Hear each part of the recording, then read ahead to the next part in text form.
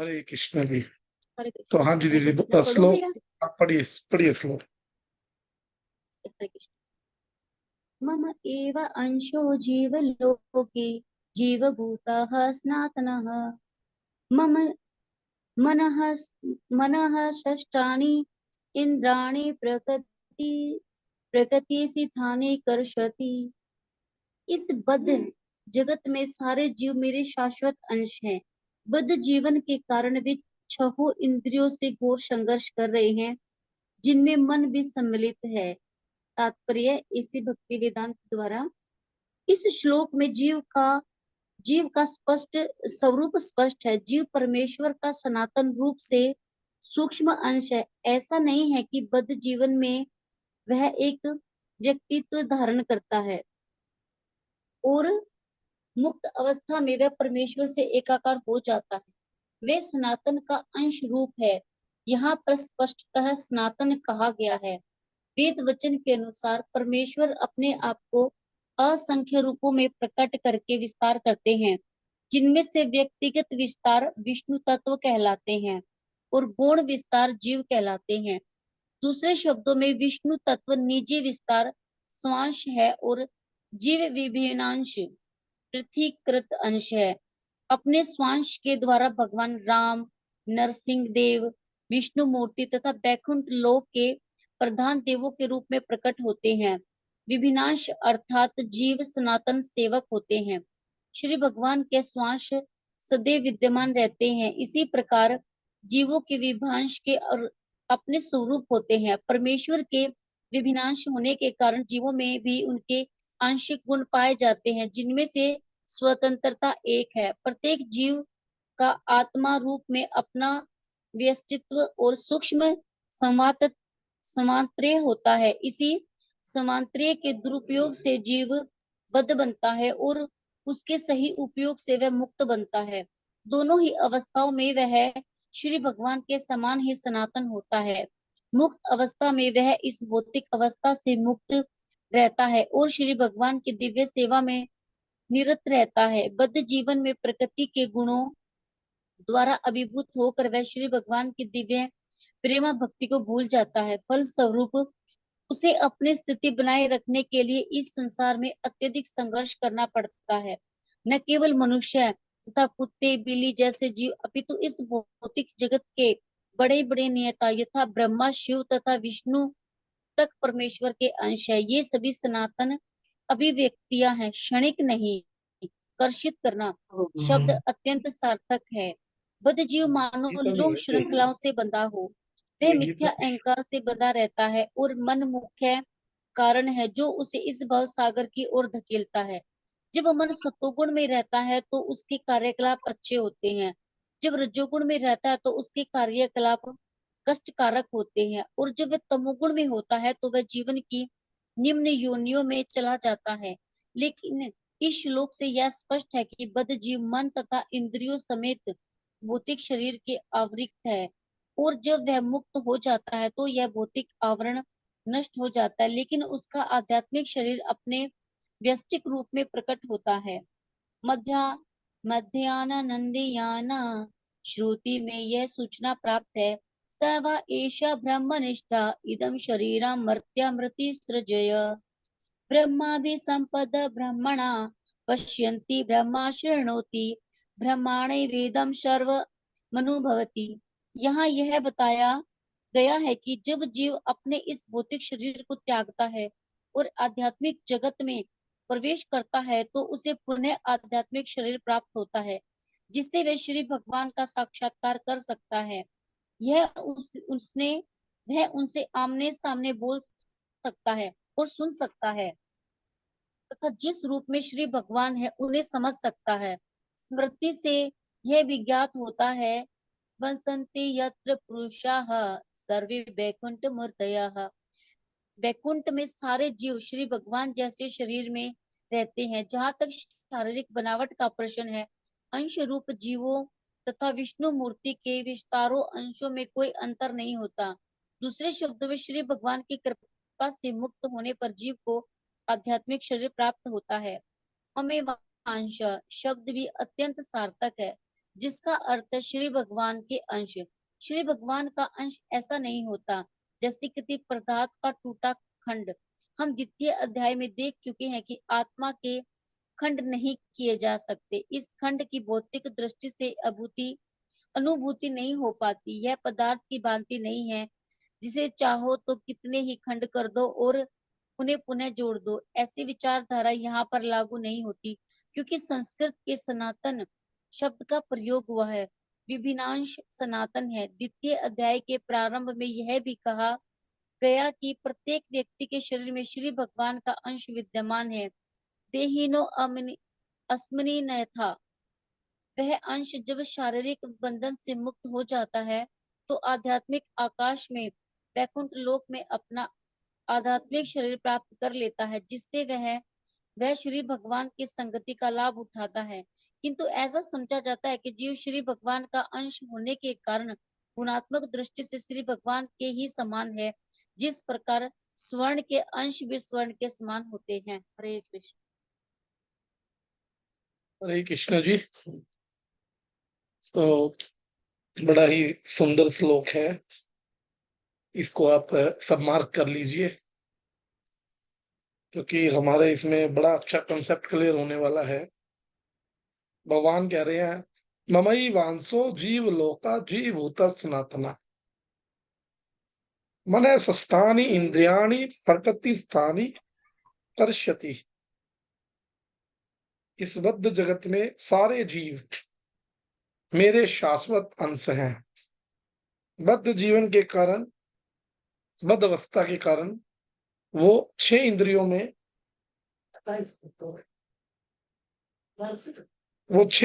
में घोर संघर्ष कर रहे हैं। जो 5 इंद्रियां तो हमारी 5 इंद्रियां कौन कौन सी हैं? आंख, आंख, कान, आंख, नाक, नाक, त्वचा, कान, जीभ। त्वचा, स्पर्श और मन। ये 6 मिला के 6 होती त्वचा के साथ त्वचा तो स्पर्श एक ही हो गया ना। जीवा, जीवा। कान, नाक, है। जीभ, आंख, त्वचा। नाक, जीवा, कान, जिह्वा, स्पर्श। हाँ जी। तो ये 5 हमारी इंद्रियां हैं और छठा हो गया इसमें मन। तो इसके बारे में थोड़ी चर्चा करते हैं। जैसा कि भगवान ने पिछले श्लोक में बताया था कि जो लोग उनके परम धाम में जाते हैं वे इस भौतिक संसार में वापिस नहीं आते हैं। तो अर्जुन के मन में ये प्रश्न आया कि श्री कृष्ण ने ये बात तो बता दी कि जो लोग उनके धाम में जाते हैं वे भौतिक संसार में वापिस नहीं आते, परंतु इस भौतिक संसार में जितने भी जीव हैं उनका असली स्थान कौन सा है? यदि उनका असली स्थान श्री कृष्ण का परम धाम है तो वे इस भौतिक संसार में क्यों आए? भाई बात भी ठीक है कि जब हमारा सबका जो जो मेन गोल है वो भगवत धाम है, तो हम इस भौतिक संसार में हम लोग क्यों आए हैं? ठीक है ना है। अब भाई, हम लोग क्यों आए हैं इस भौतिक संसार में? तो क्या कह रहे हैं कि अब भगवान पैरों के लगा रहा है। तो भगवान कह रहे हैं कि जो ये भौतिक संसार है ना, इसमें हम लोग क्यों आए हैं? तो इस बात को अर्जुन के अंदर जो बात आई, भगवान अंतर्यामी है, भगवान इस बात को जान गए।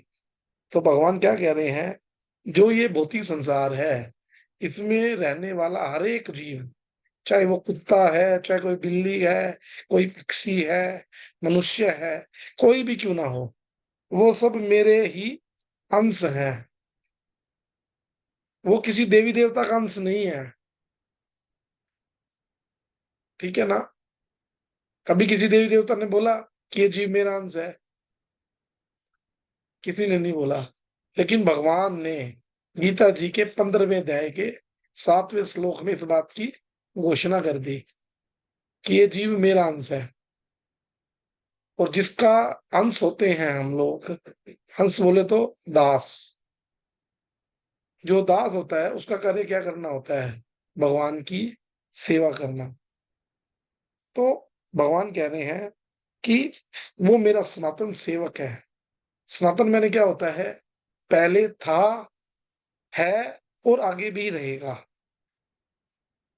परंतु भगवान श्री कृष्ण की सेवा छोड़कर भौतिक संसार में इन पांचों इंद्रियों के में मन के द्वारा वो उसे भोगने की कोशिश करता है।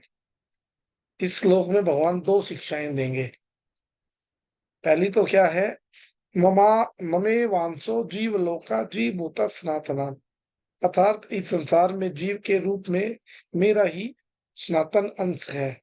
तो इसके बारे में हमारे आचार्य लिखते हैं कि इस श्लोक में जीव का स्वरूप स्पष्ट है। जीव परमेश्वर का सनातन रूप से सूक्ष्म अंश है। ऐसा नहीं है कि बद्ध जीवन में वह एक व्यक्तित्व धारण करता है और मुक्त अवस्था में वह परमेश्वर से एकाएक हो जाता है। परमेश्वर के विवांश होने के कारण जीवों में भी उनके आंशिक गुण पाए जाते हैं। जैसे कि भगवान श्री कृष्ण में 64 गुण पाए जाते हैं और भगवान राम में 60 गुण पाए जाते हैं।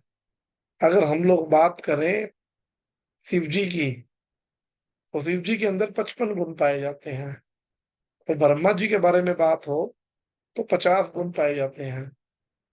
और हम लोग हैं जो जीव हैं, उनके अंदर 45 प्लस रहते हैं। किस मात्रा में? थोड़ी मात्रा में, आंशिक मात्रा में, जिनमें से स्वतंत्रता भी एक है। प्रत्येक जीव का आत्मा रूप में अपने व्यक्तित्व और सूक्ष्म स्वतंत्रता होती है। इसी स्वतंत्रता के दुरुपयोग से जीव बद्ध बनता है और उसके सभी उपयोग से वह मुक्त बनता है। देखो जी, कहना भगवान का, हम लोग सब भगवान के भगवत धाम में थे। कल हमने क्या पढ़ा था कि वहां से जीव आना नहीं चाहता है, लेकिन भगवान उसको ये भी नहीं कहते। भगवान ने उसको स्वतंत्रता दी हुई है। हमें क्या लगा जब हम भगवान के धाम में रह रहे थे, हम देखते भगवान की करोड़ों करोड़ों लक्ष्मियां सेवा कर रही हैं, भगवान के इतने नौकर चाकर हैं, है ना, कोई कुछ सेवा कर रहा है, कोई कुछ सेवा कर रहा है। तो हमारे मन में ये आया कि भाई हमारी भी पत्नी होनी चाहिए, हमारे भी बच्चे होने चाहिए, हम भी भोक्ता बनेंगे, है ना। तो हमने क्या किया? भगवान ने हमने इच्छा जिताई कि हमें भोग करना है ना। तो भगवान ने हमें स्वतंत्रता कहती, ठीक है जाओ कर लो। लेकिन हम इस संसार में आके ऐसे भटक गए, ऐसे भटक गए कि अब हम यहाँ से जाने का नाम ही नहीं लेते हैं। जैसा कि बताया था, हम इस जंगल में इस प्रकार आ गए हैं, ना तो हमें इसके शुरुआत का पता है, ना हमें इसके अंत का पता है। और दूसरा, जो हम दिन प्रतिदिन कर्म करते जा रहे हैं, हमें तो कर्म करने का भी नहीं पता। हम कर्मों के बंधन में बंधते जा रहे हैं। और कहना, हम लोग क्या करते हैं, हमें तो भगवान से मांगना भी नहीं आता। भगवान सामने है और हम लोग कांच के पत्थर मांग रहे हैं। तो कहने का विषय ये है कि जीव को स्वतंत्रता होती है। उस स्वतंत्रता के सदुपयोग से वो मुक्त जीव बन सकता है, उसके दुरुपयोग से वो बद्ध अवस्था में आ जाता है। भगवान की दिव्य सेवा में निरत रहता है।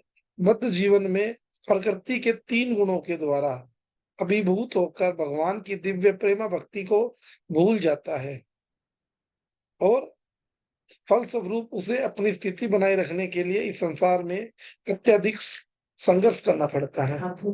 ठीक है ना। देखो, मैं अक्सर एक एग्जांपल भी दिया करता हूँ कि अगर हम अपने माँ बाप को भूल जाएं, है ना, उनसे दूर हो जाएं, तो क्या होगा हमारे जीवन में? दुख आएंगे। उसी प्रकार जो परमपिता भगवान है, हम लोगों ने इच्छा जताई कि हम भी भोग करेंगे, है ना। तो हमें इस संसार में भेज दिया गया और इस संसार में भेजने के बाद हम भगवान को बिल्कुल भूल गए और अब जो संसार की जो भौतिक इच्छाएं हैं, हम उसके अंदर पड़ गए और पढ़ते पढ़ते क्या हो गया, हमें ये पता ही नहीं चल रहा कि हमारा भगवान के साथ क्या संबंध है। हम लोग बहिर्मुख हो गए। और आज आज दुखी क्यों हैं हम क्या, सारा संसार दुखी है। लोग बोलते हैं प्रभु जी मैं इस संसार में सरवाइव कर रही हूँ, है ना, मुझे बिल्कुल सुखी नहीं हूँ। तो गुरुदेव कहते हैं कि तुम क्या, सारा का सारा संसार डेली सरवाइव कर रहा है, डेली वो खुशी होने की वो रख रहा है, लेकिन भाई संसार में सुख मिलने वाला नहीं है, क्योंकि संसार का नाम है दुखालयम शाश्वत। ये दुखों का घर है। गुरुदेव कहते हैं भैया समुद्र में जा रहे हो, अगर बिना नाव के जाओगे तो गीले तो होगे, ठीक है ना। भाई समुद्र में जाओ आप, आपको, और आप बिना नाव के जाओगे, आप सोचते हो कि हम सूखे ही नहीं, क्या ऐसा हो सकता है? नहीं होगा। उसी प्रकार इस दुखालय रूपी संसार में हम लोग आए हैं, और हम लोग क्या सोच रहे हैं कि हमें यहाँ सुख मिल जाए, कभी नहीं मिलेगा। इसीलिए हम लोग दिन प्रतिदिन, है ना, क्या कर रहे हैं, हम लोग स्ट्रगल कर रहे हैं, संघर्ष कर रहे हैं दिन प्रतिदिन। लेकिन जब हमारे जीवन में कोई वैष्णव गुरु आता है तो वो क्या कराता है, सबसे पहले हमारा भगवान के साथ जो रिलेशन था, संबंध ज्ञान था, वो हमें प्रदान करता है कि बेटा ये तुम्हारे पिताजी हैं। जब हमें ये संबंध ज्ञान हो जाता है तो क्या होता है, जो ये माया रूपी पर्दा है हमारी आंखों के आगे, ये हट जाता है, अज्ञान रूपी पर्दा हट जाता है। क्योंकि आज हमें गुरुदेव के द्वारा ज्ञान रूपी ज्ञान दिया गया ना भगवान के बारे में। तो क्या होता है फिर हम भगवान की सेवा करने लग जाते हैं। तो भगवान ने यहाँ पर जीवलोक शब्द का प्रयोग किया है। यहाँ पर भगवान श्री कृष्ण कह रहे हैं जीवलोक में जीवभूत श्री कृष्ण का ही सनातन अंश है। श्री कृष्ण इस भौतिक जगत को जीवलोक कह रहे हैं। ऐसा क्यों? इस मृत्यु लोक को जीवलोक कह रहे हैं। जिस समय जीव श्री कृष्ण के धाम में श्री कृष्ण की सेवा में कार्य करते थे, उस समय उसने श्री कृष्ण से स्वतंत्र होकर सुख भोगने की इच्छा की। हमने पहले ही बताया कि हमारी इच्छा हुई कि हम लोग भी सुख भोगें। ऐसी स्थिति में वह इस भौतिक जगत में आया, इस संसार में आया, जहां पर सभी जीव उसी की तरह श्री कृष्ण से अलग होकर सुख भोगना चाहते हैं, परंतु वास्तव में वो सारे के सारे दुख भोग रहे हैं। एक एग्जांपल और दे देता हूँ और अच्छे से समझ में आ जाएगा। हमारा ये हाथ है, ठीक है, ये हाथ किसमें है? ये हाथ शरीर में है, शरीर से है, शरीर के द्वारा है। अगर ये हाथ ये बोले कि जी मैं तो अपना अलग खाऊंगा, अलग कमाऊंगा, अलग बनाऊंगा, सब कुछ करूंगा, क्या ये हाथ सुखी रह सकता है? अगर इसको हम इसमें से निकाल दें, शोल्डर में से, ये हाथ अकेला खुश रहेगा? नहीं। नहीं। नहीं रहेगा ना।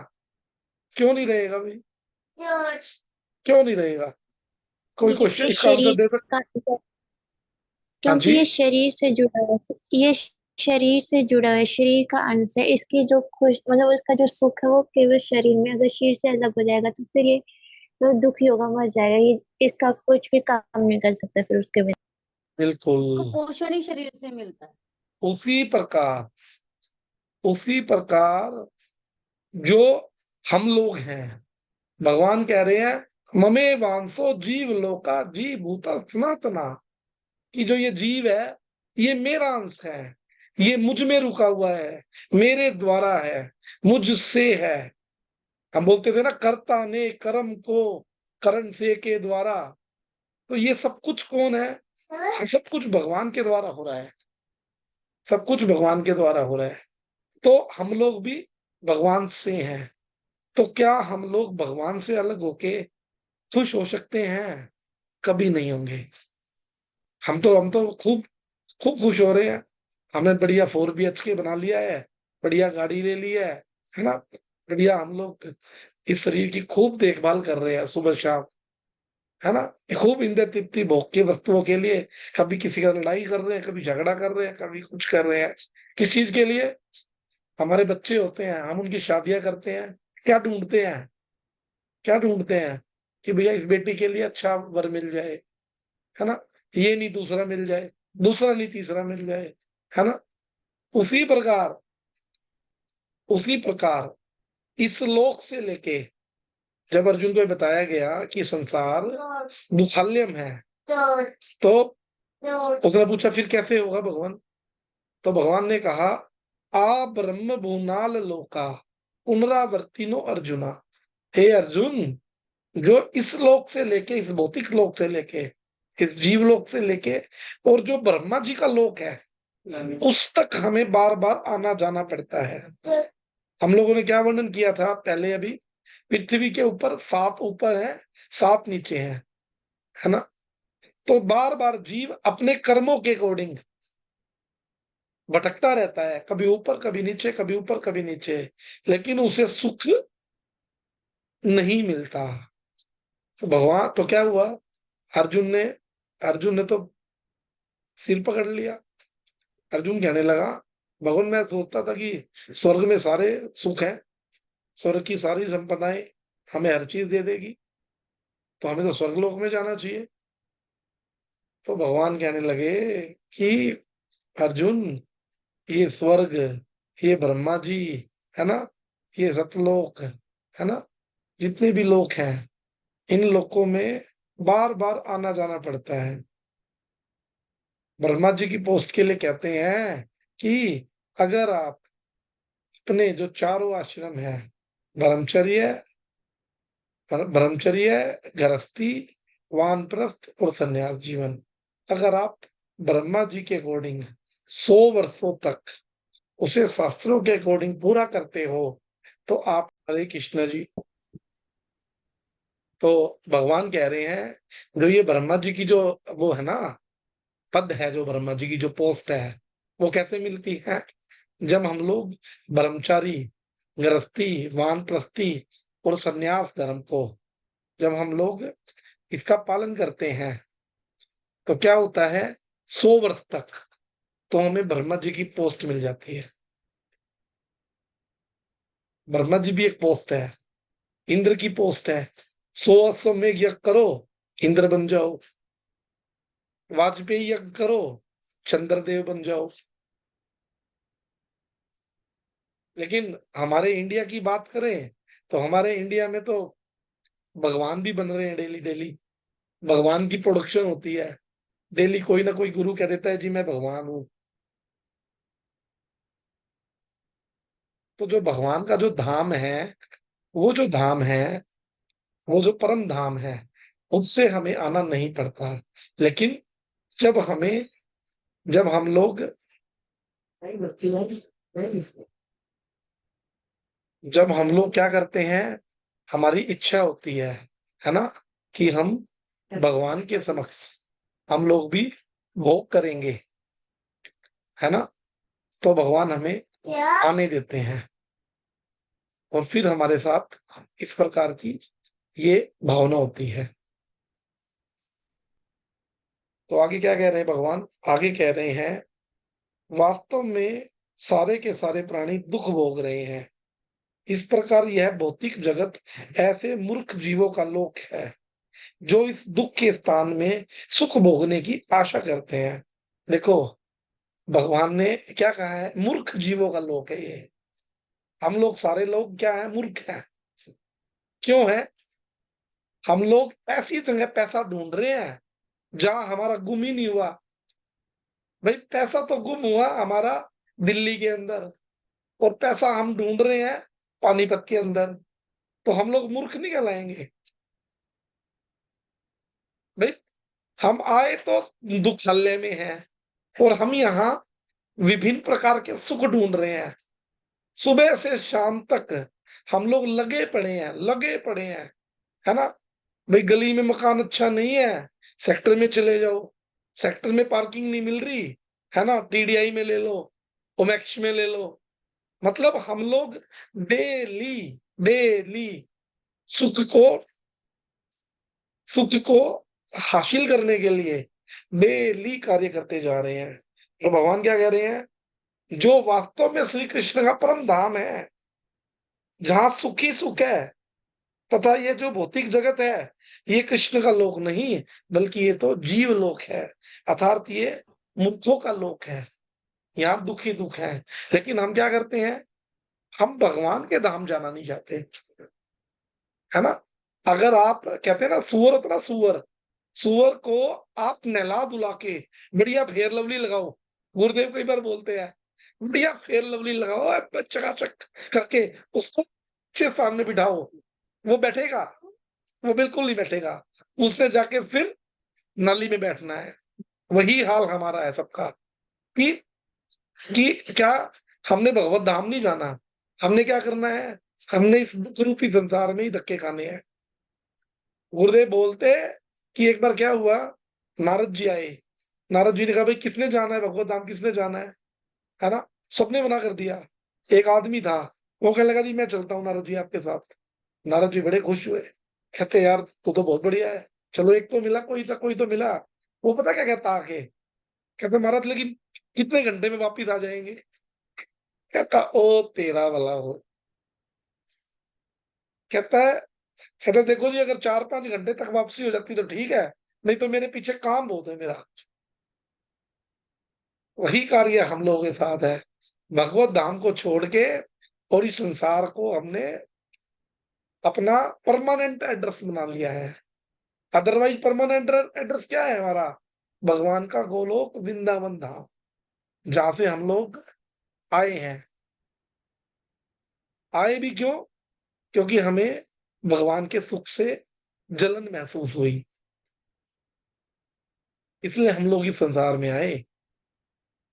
तो भगवान कह रहे हैं, आगे क्या कह रहे हैं, जीव भूत शब्द का प्रयोग किया गया है। जीवलोक में जीव भूत श्री कृष्ण का सनातन अंश है। उसका अर्थ ये है कि जो पहले हो चुका है, ऐसा व्यक्ति जो जीव भाव में आ चुका है। तो यहाँ पर श्री कृष्ण कह रहे हैं जितने भी जीव हैं वे सदा जीव के ही भाव में रहते हैं, अथवा जीव की ही स्थिति में रहते हैं। वे कभी भी ईश्वर की स्थिति में नहीं आ सकते। जिस प्रकार ईश्वर श्री कृष्ण सभी के हृदय में स्थित है, उसी प्रकार कोई भी जीव ऐसा कार्य नहीं कर सकता। जीव किसी एक ही शरीर में नहीं रह सकता।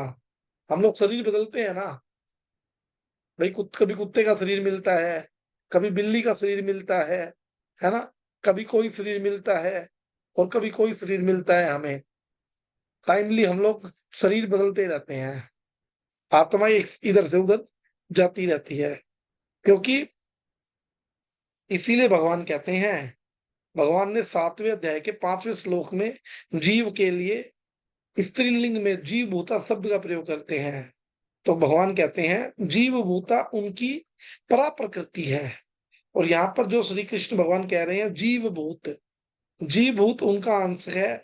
और उक्त श्लोक में भगवान कहते हैं जीव भूता उनकी प्रकृति है। वास्तव में जीव श्री कृष्ण की प्रकृति है। क्यों प्रकृति है, क्योंकि जिसका कार्य क्या है, भगवान श्री कृष्ण के आश्रित रहना। परंतु इस भौतिक जगत में यह प्रकृति पुरुष स्वतंत्र बनना चाहती है। भाई हम लोग अपने आप कार्य करें। भगवान की मुख्य 3 शक्तियां हैं, अंतरंगा, बहिरंगा और तटस्थ शक्ति। अंतरंगा शक्ति कौन सी है, आप में से कोई बताएगा, किसी को पता हो तो। अंतरंगा शक्ति हरे कृष्ण प्रभु जी, राधा रानी है। आध्यात्मिक जीवन, आध्यात्मिक जीवन ने वो राधा रानी, ठीक है। और बहिरंगा, भौतिक बहिरंगा है संसार, भौतिक, माया, दुर्गा, माया शक्ति। और तटस्थ शक्ति, जीव शक्ति। हाँ जी। देखो हम लोग कभी जब समुद्र के किनारे जाएं तो हम लोग बड़े तट पे खड़े रहते हैं। कभी पुरी की बीच पे आप जाओ तो देखोगे आप तट पे खड़े रहोगे, और देखो जब वो लहरें जो बाहर की तरफ आती हैं वो आपको बाहर की तरफ कर देंगी, और जो लहरें अंदर की ओर जाती हैं वो आपको अंदर ले जाएंगी। तो जीव किसके ऊपर खड़ा है? अगर वो भगवान की अंतरंगा शक्ति का आश्रय लेगा, है ना, अगर वो भगवान राधा रानी का आश्रय लेगा तो क्या होगा? वो भगवत धाम जाएगा। अगर वो इस माया शक्ति का आश्रय लेगा तो वो इस भौतिक संसार में, इस दुखालय में किसी प्रकार दुख भोगता रहेगा। तो हम भगवान के डायरेक्ट अंश नहीं है, हम भगवान की तक्षा शक्ति के अंश हैं। क्योंकि अगर डायरेक्ट अंश होते तो सोने का अंश तो सोना होता है ना, इसलिए हम लोग डायरेक्ट अंश नहीं, हम लोग भगवान की शक्ति के अंश हैं। तो क्या होता क्या है कि यहाँ पर भगवान श्री कृष्ण ने फिर आगे बोला सनातन शब्द। सनातन शब्द का अर्थ ये है कि प्रत्येक जीव उनका सनातन अंश है। अंश शब्द का विपरीत होगा पूर्ण। एक छोटा भाग, एक पूरा भाग, ठीक है ना। अंश कौन है? हम लोग अंश हैं। पूर्ण कौन है? पूर्ण भगवान श्री कृष्ण है। अब श्री कृष्ण जीव के लिए इतना ही नहीं कह रहे कि जीव उनका अंश है, नहीं, श्री कृष्ण यहाँ पर ये कह रहे हैं जीव उनका सनातन अंश है। और सनातन अंश का हमेशा अर्थ क्या होता है?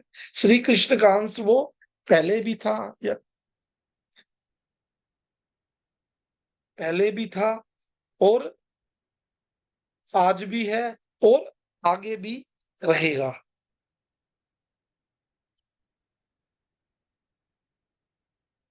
एक मिनट जी।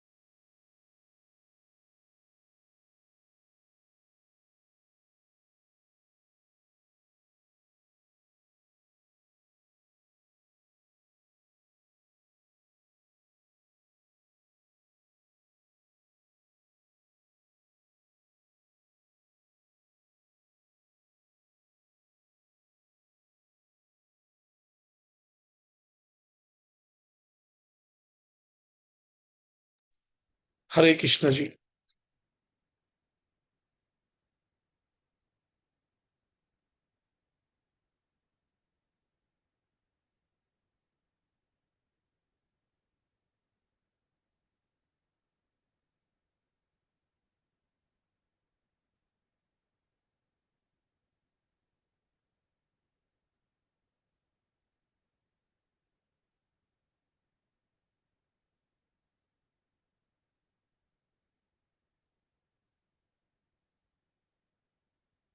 वो भगवान कह रहे हैं कि जीव मेरा सनातन अंश है, क्योंकि हम पहले भी थे, आज भी हैं, और हम लोग आगे चलकर भी रहेंगे। आवाज आ रही है ना? हाँ जी। तो मुझे भी आ रही है। हाँ जी, हाँ जी। तो भगवान आगे क्या कह रहे हैं? भगवान कह रहे हैं जिस प्रकार जल की बूंद समुद्र का अंश होती है, जल की बूंद समुद्र का अंश अवश्य होती है, परंतु यह सनातन अंश नहीं होती। जिस समय यह समुद्र में मिल जाती है उस समय यह समुद्र के साथ एक हो जाती है। तो जीव इस प्रकार श्री कृष्ण का अंश नहीं है। जीव भगवान श्री कृष्ण कृष्ण का अंश इस प्रकार नहीं है कि यह पहले श्री कृष्ण के साथ एक था, भी श्री कृष्ण से अलग हो गया, और आगे चलकर पुनः ये श्री कृष्ण के साथ एक हो जाएगा। ऐसा नहीं है। ये जल की तरह अंश नहीं है कि जल मिल गया तो वही वो समुद्र ही हो गया, और वो जब समुद्र से अलग हुआ तो वो अलग हो गया। ऐसा नहीं है। जीव श्री कृष्ण का सनातन अंश है। जीव का व्यक्तित्व सदा से ही अलग था। जीव या तो भगवान की सेवा करेगा या जीव माया की सेवा करेगा, परंतु जीव का व्यक्तित्व है वो कभी नष्ट नहीं होता। इस बात की स्थापना भगवान श्री कृष्ण गीता के दूसरे अध्याय में कर चुके हैं। तो और दूसरी लाइन क्या है? मनसस्थानी इंद्रियाणी प्रकृति स्थानी कर्षति। क्या कि जो जीव है वो मन के सहित 6 इंद्रियों को खींचता है। जो हमारी 5 इंद्रियां हैं, वो छठा क्या आ गया? मन आ गया। उसी प्रकार से है जिस प्रकार कोई पुरुष भोगने के लिए किसी स्त्री को खींचता है, यह जीव श्री कृष्ण स्वतंत्र होकर, भगवान श्री कृष्ण से स्वतंत्र होकर पुरुष बनकर मन के सहित 6 इंद्रियों को उस प्रकार खींचता है जिस प्रकार कोई व्यक्ति 6 स्त्रियों के का पति बनना चाहता है। वह उन 6 पत्नियों के द्वारा अत्यंत कष्ट प्राप्त करता है। जीव की 6 पत्नियां हैं। जो हमारी जो इंद्रियां हैं उनकी जो तुलना की गई है वो पत्नियों की भांति की गई है। उसमें एक मन है और 5 हमारी ज्ञान इंद्रियां हैं। अब उन ज्ञान इंद्रियों को का वर्णन किया गया है कि जो यह जीव मन रूपिणी पत्नी के द्वारा कष्ट प्राप्त करता है। यहाँ पर भगवान कह रहे हैं कि जीव श्री कृष्ण से अलग होकर भोग करने की के लिए मन रूपी पत्नी को खींचता है। और भागवत में कहते हैं योगी को अपने मन के बहकावे में कभी भी नहीं आना चाहिए। जिस प्रकार अगर कोई कैरेक्टरलेस स्त्री हो, वो अपने अपने दूसरे पुरुष के साथ मिलकर अपने पति का वध करा देती है, उसी प्रकार ये मन रूपी जो व्याभिचारिणी स्त्री है, ये अपने 4 पुरुषों के द्वारा काम क्रोध शत्रुओं के साथ मिलकर अपने पति जीवात्मा को नरक में गिरा देती है। मन के अंदर विषय आएंगे और ये क्या होगा? काम क्रोध मोह लोभ। इससे क्या होगा? जो जीवात्मा है इसके ऊपर ये हैवी लोके इसको नरक में गिरा देंगे। क्योंकि हमारे आचार्य कहते हैं जो अनकंट्रोलेबल जो मन होता है ना, असंयमित जो मन होता है वो, और जो कैरेक्टरलेस स्त्री होती है उसकी दशा दोनों की एक समान है। जिस प्रकार कैरेक्टरलेस जो स्त्री होती है वो किसी भी समय अपने पति का वध करा सकती है। उस अभी जैसे अभी एक वो आया हुआ था, वो अभी एक यूपी में घटना चल रही थी, अंजलि मौर्य करके। उसके हस्बैंड ने उसको पूरी लाइफ पढ़ा लिखा के उसको एसडीएम बनाया, और बाद में वो लेडी किसी दूसरे के साथ पढ़ के, और उसने क्या किया, उसके नाम की सुपारी भी दे दी कि भैया इसको मारो, इसको कल हम इसको उसे बस से कुचल देंगे। बताओ, उसने तो उसके जीवन भर उसके लिए, उसको बेचारा गरीब आदमी था और उसने खूब पढ़ा लिखा के उसको एसडीएम बनाया, और बाद में उसका किसी और के साथ फेर हो गया और वो उसको मारने के लिए इस हद तक उतर आई कि उसको मार रहे। वो नहीं मार रही, वो उसके अंदर जो काम है, जो क्रोध है, जो लोभ है, जो ये शत्रु है, ये उसको विवश कर रहे हैं कि वो उससे अलग हो जाए। अर्थात उसको अलग कैसे होगा? जब वो रास्ते से हटेगा।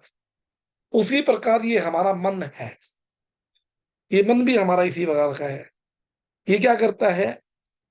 मन काम क्रोध लोभ मद ईर्ष्या तथा मोहवश योगी का वध कर देता है। तो यहाँ पर भगवान श्री कृष्ण कह रहे हैं यदि जीव अपने मन को भगवान श्री कृष्ण के चिंतन में न लगाकर भोग करना चाहता है तो मन उसे उसी प्रकार दुख देता है जिस प्रकार एक कैरेक्टरलेस स्त्री ने पति को कष्ट देती है। और आगे क्या कह रहे हैं, जीव श्रवण इंद्रिय रूपनी पत्नी के द्वारा कष्ट पाता है। अब अलग अलग पत्नी के द्वारा एग्जाम्पल दिए गए हैं कि कैसे कैसे प्राप्त करता है।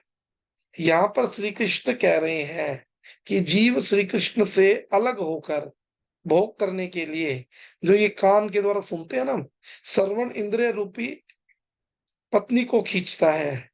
तो समझने की बात यह है, हम सब ने देखा होगा, हिरन है ना, जो हिरन हिरन क्या करता है, हिरन अपने सुनने की इंद्रियों को भोगने के लिए जब एक शिकारी उसके सामने संगीत बजाता है तो वो उस संगीत से मोहित होकर उसके आगे पीछे डोलना शुरू करता है, जिससे क्या होता है, शिकारी के द्वारा छोड़े गए बाण के द्वारा वो मारा जाता है। तो इसके मन में ये हुआ कि वो उसके प्रति बहुत ज्यादा सम्मोहित हो गया। हिरन हिरन जब भी तो मरता है। और क्या कह रहे हैं कि तो यहाँ पर श्री कृष्ण कह रहे हैं, यदि जीव अपनी श्रवण इंद्रिय को श्री कृष्ण के कथा सुनने में न लगाकर, है ना, इंद्रिय तृप्ति भोगों में लगाएगा तो वो क्या करेगा, वो हर इस जीवन में कष्ट ही कष्ट पाएगा। फिर क्या कह रहे हैं, फिर आंख का एग्जाम्पल ले रहे हैं। जीव चक्षु इंद्रिय रूपी पत्नी के द्वारा कष्ट प्राप्त करता है। तो यहाँ पर भगवान श्री कृष्ण कह रहे हैं कि आपने देखा कोई पतंगा पतंगा होता है, जो पतंगा होता है, पतंगा क्या करता है, अपनी चक्षु इंद्रियों को भोगने के लिए अग्नि के सुंदर रूप की ओर जाता है। जब पतंगा अग्नि की ओर अट्रैक्ट होता है ना, तो वो क्या करता है, वो अपने आप को उसके अंदर लेके जाता है। तो क्या होता है, वो जल के भस्म हो जाता है। तो यहाँ पर भगवान श्री कृष्ण कह रहे हैं, अगर तुम इन आंखों को भगवान का रूप दर्शन करने में नहीं लगाओगे तो क्या होगा, तुम्हें भोगना पड़ेगा, तुम्हारे जीवन में दुख ही दुख आएंगे। फिर क्या कह रहे हैं, फिर कह रहे हैं कि स्पर्श रूपी इंद्रिय जो पत्नी है उसके द्वारा कष्ट कैसे प्राप्त करता है। उसके लिए कहते हैं, एक जंगली हाथी है, जंगली हाथी, जो जंगली हाथी है ना, जंगली हाथी क्या करता है, एक कागज की बनी हुई हथीनी को देखकर उसको स्पर्श करना चाहता है। और क्या होता है, जब वो स्पर्श करने की कोशिश करता है उस समय वो स्पर्श इंद्रिय उसे इस प्रकार सम्मोहित कर देती है और वो फिर क्या करता है, वो गड्ढे में गिर जाता है। उसी प्रकार अगर जीव इस स्पर्श इंद्रिय को भगवान श्री कृष्ण के चरणों की, है ना, चरणों के फूल, है ना, उनके भक्तों के चरणों के धूल को अपने मस्तिष्क पे नहीं लगाएगा, है ना, तो क्या होगा, उसको भोगना पड़ेगा। उसको ये जो अनेकों प्रकार के जो दुख हैं वो उसे भोगने पड़ेंगे। कितनी हो गई, कितनी हो गई, कोई तीन गिन हो रहा गई है। भैया, तीन। हाँ जी, तीन हो गई भैया। तीन तीन हो हो गई, गई ना। तीन हो गई, चार हो गई जी। तीन तो हुए हैं भैया, एक पतंगे वाली और एक ये हाथी वाली बताइए, एक आपने। एक पतंगे की, एक हिरन की, एक हाँ, हाथी हिरन की की, और एक ये हाथी की, तीन तो हुई है। ठीक है ना। और मन की तुलना भी तो की गई ना, एक मन की भी तुलना की गई है ना। तो आगे हाँ क्या हाँ, कह ठीक रही है है, भैया, मन के भी। जीव रसना, ये हमारी जो जीवा है,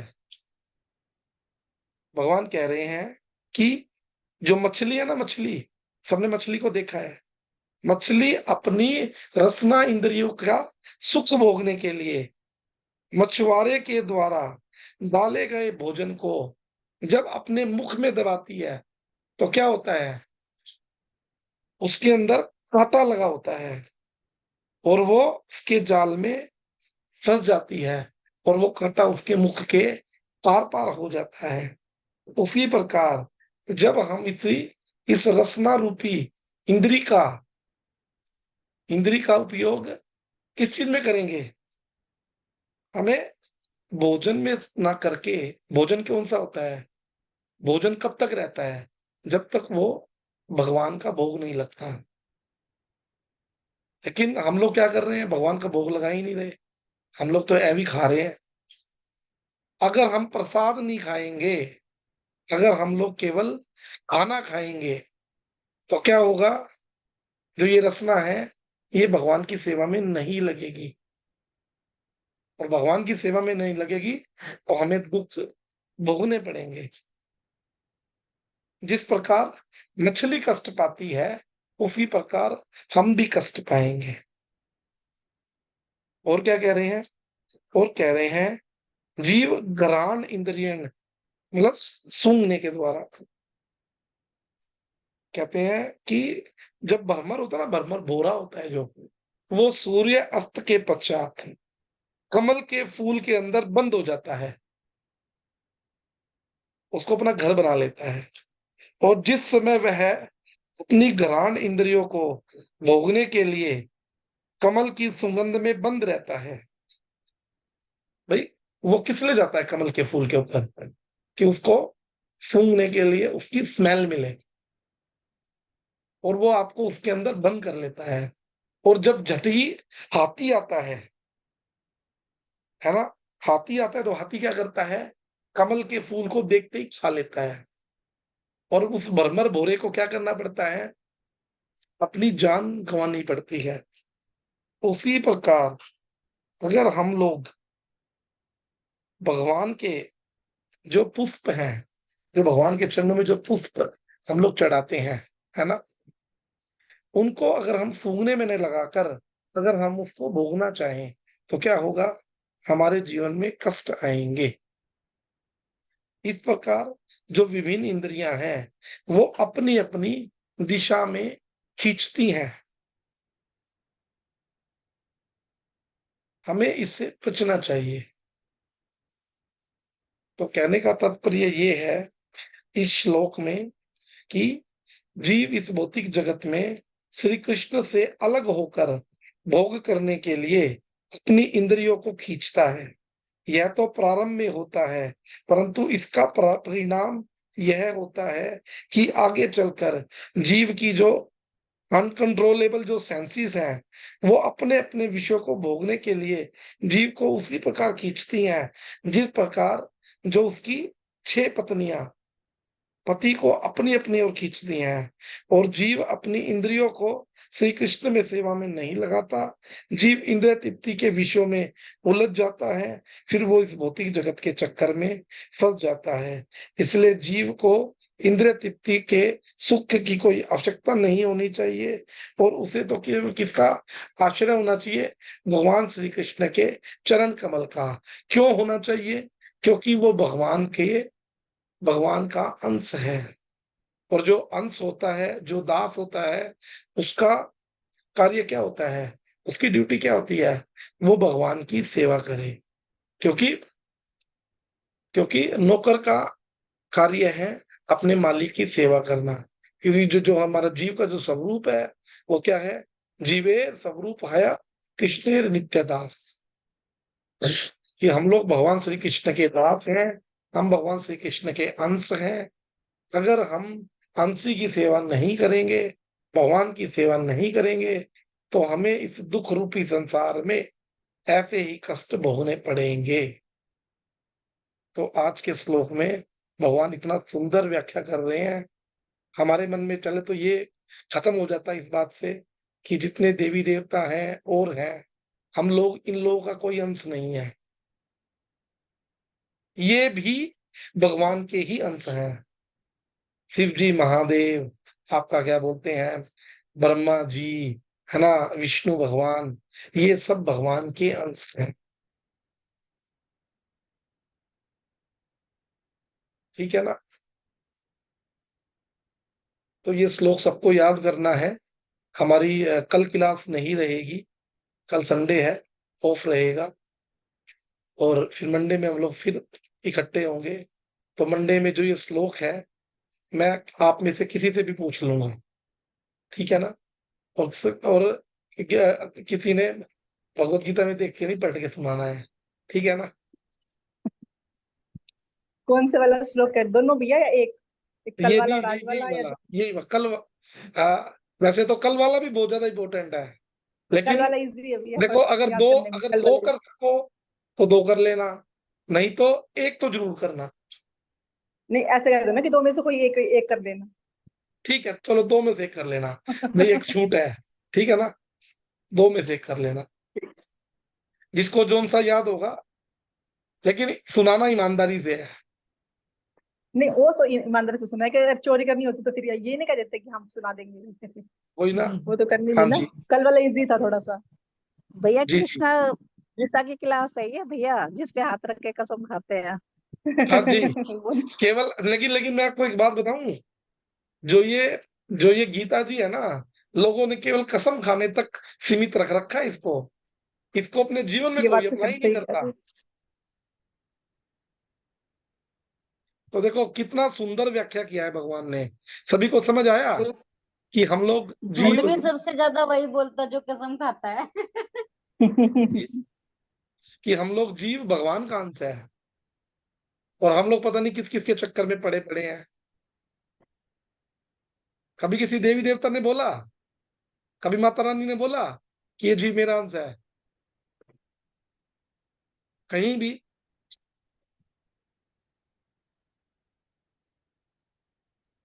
लेकिन मेरे से ना जो शिव को मानते हैं ना, जो शिव भक्त हैं, वो भी हम्म, ये दावा करते हैं कि सबसे बड़े शिव हैं और दावा शक्ति से करने से, प्रकट और हुए। भगवान हाँ। भगवान तो ठोक के कह रहे हैं, गीता जी में बोल रहे हैं, आप लोग सब देख रहे हो, मैं अपनी तरफ से कुछ नहीं बोल रहा। हाँ, ममे पर भैया वांछो कहीं मैंने पढ़ा देव। था कि जो कोई और वैष्णव होते हैं वो तो विष्णु का अपना मतलब कि वो मानते हैं, और जो दूसरे एक और बता रहे केतु पता नहीं क्या था, वो शिव को मानते हैं अपना भगवान।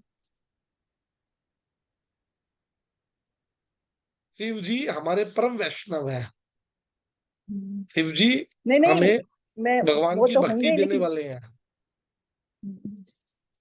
नहीं, किसमें लिखा हुआ था कि जैसे हम वैष्णव लोग तो भगवान विष्णु को अपना भगवान मानते हैं, और जो दूसरे पता नहीं क्या नाम था मुझे याद नहीं आ रहा, उसमें वो कहते हैं कि वो शिव को मानते हैं। मुझे कभी फिर दिखेगा मैं फिर देखूंगी, मैंने कहीं पढ़ा था, चलो कल कोई दो तीन बात दिन नहीं। पहले ही पढ़ा था मैं।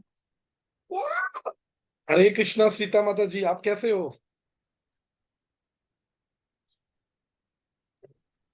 हरे कृष्णा, अच्छी हूँ। हाँ जी, और कैसे हो माता जी आप? कह रही हूँ अच्छी हूँ, ठीक हूँ। हाँ जी। हाँ माता जी, कल हमारी प्रभात फेरी रहेगी, अगर आप कल आओगे, ये जो है ना, जो शिवा स्कूल में तो आप हमेशा ही गए हो, जो ये इधर वाला गेट है, बैक वाला गेट जो गली में से जाता है, मिशन हाँ चौक के जी। सामने वाली गली से, हम्म, उस गली में ठीक है। हमारी बीना दीदी का घर है, तो वहां पे ठीक है। प्रभात फेरी का समापन रहेगा। तो कितने बजे? पुरुषोत्तम मास है, तो वो रहेगा 7:45, 7:30, अब हम लोग 7:45, 8 बजे के आसपास पहुंचेंगे वहां पे, और हाँ जी। 1 घंटा कीर्तन रहता है वहां। तो पुरुषोत्तम मास है, सुबह का टाइम है, अगर आप टाइम निकाल पाओ। कितने बजे तक खाली कर मतलब हो जाएंगे हम? ये लगा लो, मैक्सिमम 9:15, 9:30 तक फ्री हो जाओगे। ठीक है। ठीक है जी। हाँ जी, हाँ जी। तो कोशिश माता जी आप करेंगे। जरूर आना कल। ठीक है जी। जी। हाँ, और किसी का कोई क्वेश्चन? हरे कृष्णा प्रभु जी। हरे कृष्णा जी। दंडवत प्रणाम प्रभु जी। प्रभु जी कल धन्यवाद। आप सुबह आएंगे? हाँ जी, कल सुबह आएंगे जी, हाँ जी आपके ठीक है। घर से होते हुए फिर निकलेंगे। हाँ जी जो आपकी हाँ बराबर जी वाली गली है, हमारे घनश्याम सिंगला प्रभु जी के वहां भी जाना है कल। कल अच्छा हम जी लोग प्रभु। 3-4, फिर हमारे संदीप प्रभु जी हैं, सुबल सखा दास जी, उनके घर भी होते हुए फिर हम लोग मिशन चौक से अंदर एंट्री करेंगे, क्योंकि कल पुरुषोत्तम मास की पहली फेरी है। तो जितना भगवान की सेवा की जाए उतना अच्छा है। हाँ जी प्रभु। जी। हरे कृष्ण प्रभु जी। और आप भी मेरा आ जाना, आप हमारे साथ ही चलना, थोड़ी देर नगर कीर्तन भी हो जाएगा, है ना? आप हमारे साथ ही चलना। हाँ जी। हाँ, हाँ जी एक प्रभु। एक 1.5 घंटे बाद तो वापिस आ ही जाना है। हाँ जी प्रभु। हाँ ये जी। सबको इनवाइट कर दो ना, तो जो आ दो दो सकते चार हैं। लोग ही हैं सोनीपत के यहाँ, बाकी तो सब जो बाहर भी के हो ही हैं। कर दो, स्पेसिफिक में तो सबको ही कर दो ना। हाँ जी। हरे कृष्ण भैया, बस एक काम कर देना, वीडियो बना के ना ग्रुप में डाल देना, हम उसी में देख के खुश हो जाएंगे। वो एक्चुअली क्या रहता है ना, वीडियो कई बार बनती है, कई बार नहीं भी बनती है। सारे लोग इतने आनंद में होते हैं, उनको फिजिकली कोई सब फिजिकली देख लेते हैं, नहीं, कोई जब वीडियो नगर रिकॉर्ड कीर्तन कर। करते हो ना भैया, जैसे घर कीर्तन पे ना करो, जैसे आप नगर कीर्तन के लिए चलते हो ना, तब प्रभात फेरी करते हो तब की बना देना। देखते हैं, किसी को बोलेंगे। हाँ जी, अमित गुरु जी, हरे कृष्णा। हरे कृष्णा प्रभु जी। हरे कृष्णा। आ जाओ आप कल फिर हरे प्रभात फेरी कृष्णा। में। वो यहाँ पे रोहतक वाले आ रहे हैं ना, 12 आदमी। अच्छा अच्छा, नहीं ठीक है। वो कल आप, प्रचार करने आएंगे ना, 25 तारीख हाँ, का। हाँ जी हाँ जी, कोई बात नहीं। वो कल हरि किस नाम फेरी भी है। किस टाइम निकालेंगे वो लोग? वो जी, ये मान लो कि 7 बजे मंदिर पे आएंगे। मैंने बोला था 7 बजे आ जाना। तो कुछ श्रद्धालु जैसे दूर दूर से मंदिर पे आते हैं सुबह डेली, तो जी जी, उनको भी प्रचार कर देंगे। भी 25 तारीख का प्रोग्राम है जैसे, जी जी। तो 25 तारीख के लिए तो इसी वजह से जो है ना, फिर 9 बजे तक मंदिर में रहेंगे। 9 बजे के बाद फिर जो है ना, नगर संकीर्तन करेंगे। ओके ओके, ठीक है, ठीक है, 10-11 बजे तक का प्रोग्राम रहेगा। ठीक है, ठीक है, ठीक है। हाँ, बहुत नहीं तो सुंदर, जरूर आता प्रभु जी, ऐसी बात ही नहीं है। बहुत सुंदर, बहुत सुंदर जी, बहुत अच्छा है। हाँ जी, हाँ जी, अर्चना दीदी, बोलिए। हाँ जी प्रभु जी, सवाल है, लेकिन मेरे पति का सवाल है ये कि जैसे जी आप बोलते हैं कि कृष्ण भगवान के बारे में मतलब चर्चा चलती है हमारी हमेशा, जी। तो ये बोलते हैं कि विष्णु सबसे बड़े क्यों नहीं है? अवतार तो विष्णु के ही है सारे ये। हाँ जी, मैं बता देता हूँ, तो जवाब दे देते हैं उनका, बिल्कुल। आप, हाँ, ऑन ही है, आप, आप इनको सेटिस्फाई कर दो। ये रोज मेरे से यही सवाल ऐसा पूछते हैं ना, कि आप मेरी पूछो बात सुनिए। पूछो। बहुत अच्छा, बहुत अच्छा है। देखो, आज ही मैं गुरुदेव की एक बड़ी सुंदर, गुरुदेव के मुख से हरिकथा सुन रहा था सुबह गाड़ी में मैं। गुरुदेव का भी यही क्वेश्चन था। अभी जब गुरुदेव वृंदावन मठ में कथा कर रहे थे इन्हीं दिनों में, तो गुरुदेव पूछते सबसे कि भी भगवान कृष्ण अवतारी है या अवतार है?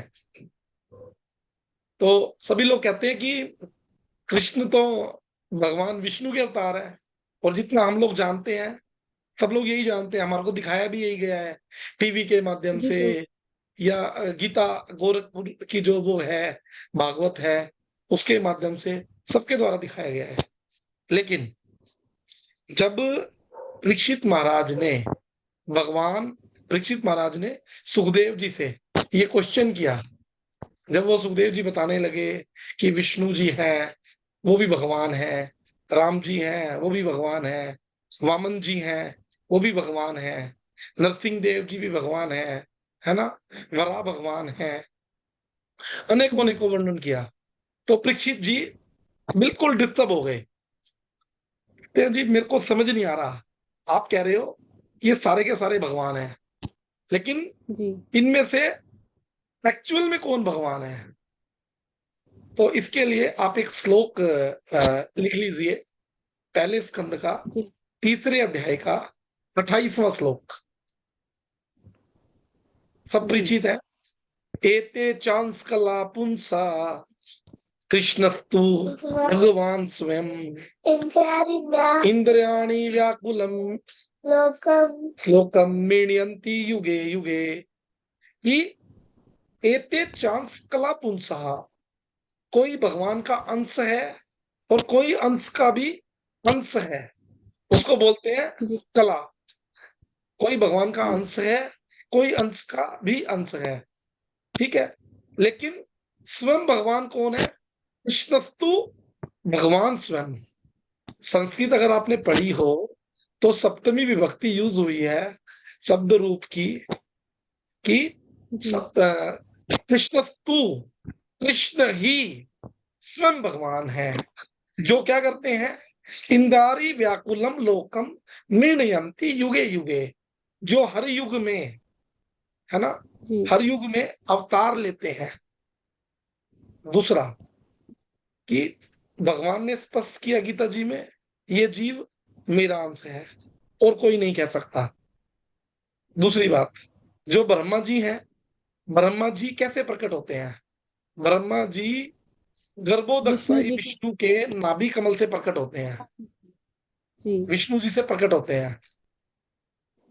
तो जब ब्रह्मा जी ने इस पुरुषोत्तम मास में, जो 10वें स्कंद के 14वें अध्याय में ब्रह्मा जी की स्तुति आती है, तो ब्रह्मा जी उस टाइम बोल रहे हैं, जब ब्रह्मा जी ने क्या किया था, ब्रह्मा जी ने देखा कि सारे के सारे ये जो ग्वाल बाल है ना, ये सारे इकट्ठे होके और एक चिटाई बिछा के धरती में बैठ के सब लोग भोजन प्रसाद खा रहे हैं। तो प्रसाद कैसे खा रहे हैं? गुरुदेव बोलते कि